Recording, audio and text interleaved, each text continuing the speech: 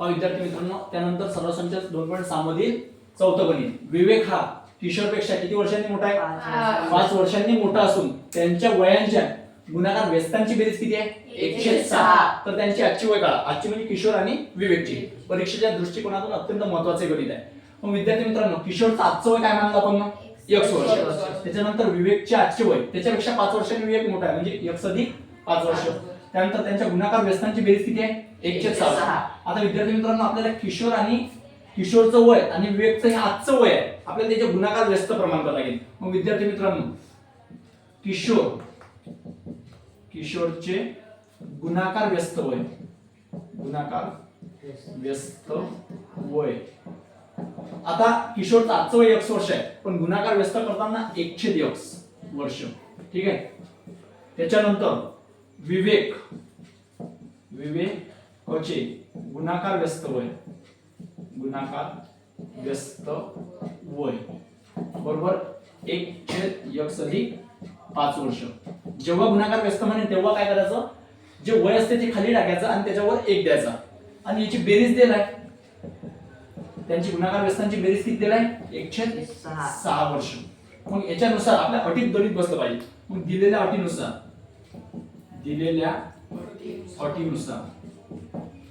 मग पहा विद्यार्थी मित्रांनो, पहिले कोण आहे? किशोर.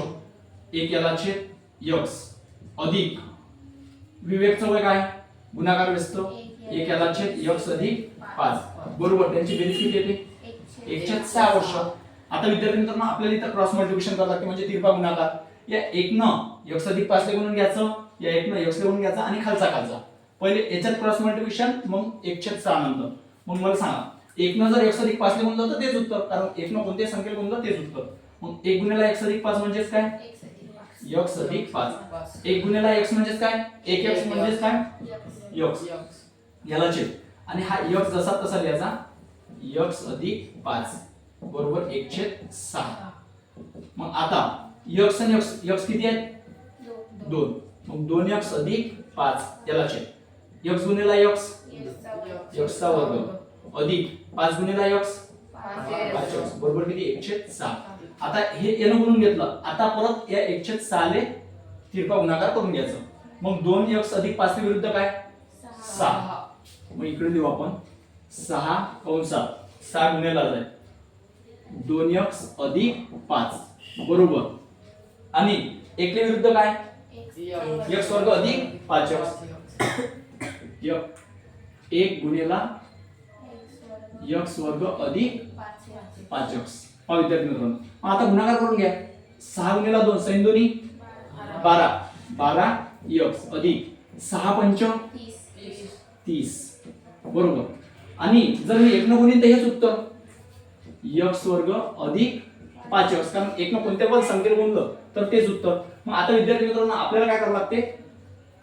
याच्यात वर्ग समीकरणाचं सामान्य रूप तयार झालं पाहिजे. मग इथं वर्ग समीकरणाचं सामान्य रूप ते तिथं आहे, x वर्ग अधिक 5x ते त्याच्या जाग्यात. हे तिकडे टाकून द्या, कारण पक्षांतर. हा अधिक 12x तिकडून गेला वजा 12x, हा अधिक 30 तिकडून गेला वजा 30 बरोबर. ठीक आहे.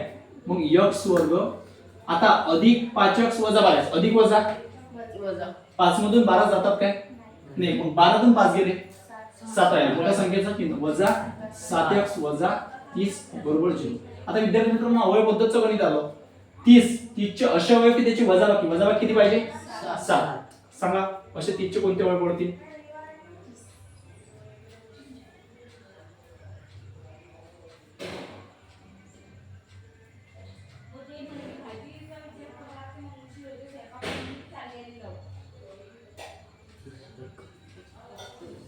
आता विद्यार्थी मित्रांनो, बघा इथं लक्षात वजा 30, कारण सजात गुणक सहगुणक 1 आहे.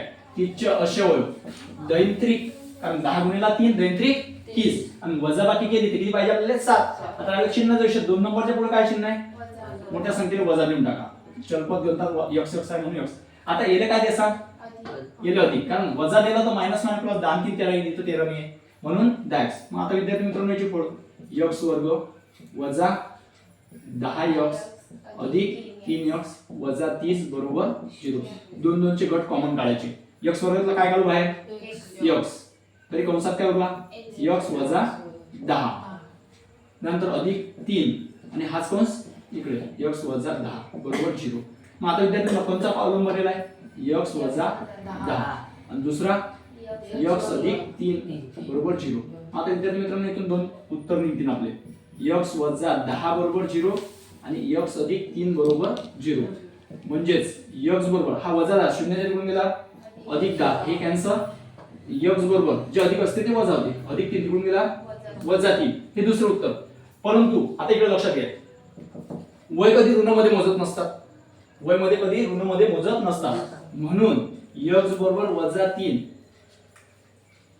ही किंमत अग्राह्य आहे. ही किंमत अग्राह्य आहे. अग्राह्य आहे म्हणजेच x बरोबर किती 10. आता विद्यार्थी मित्रांनो आपण सुरुवातीला x कोणाचं वय मानलं किशोरचं म्हणून किशोरचे वय बरोबर मग x बरोबर किशोर x मानला x म्हणजे किशोरचं वय किती वर्ष 10 वर्ष आणि त्याच्यापेक्षा विवेक किती वर्षांनी मोठा आहे 5. मग विवेकचे हे विद्यार्थी मित्रांनो आजचे वय म्हणजे विवेकचे वय बरोबर ते आहे x अधिक 5.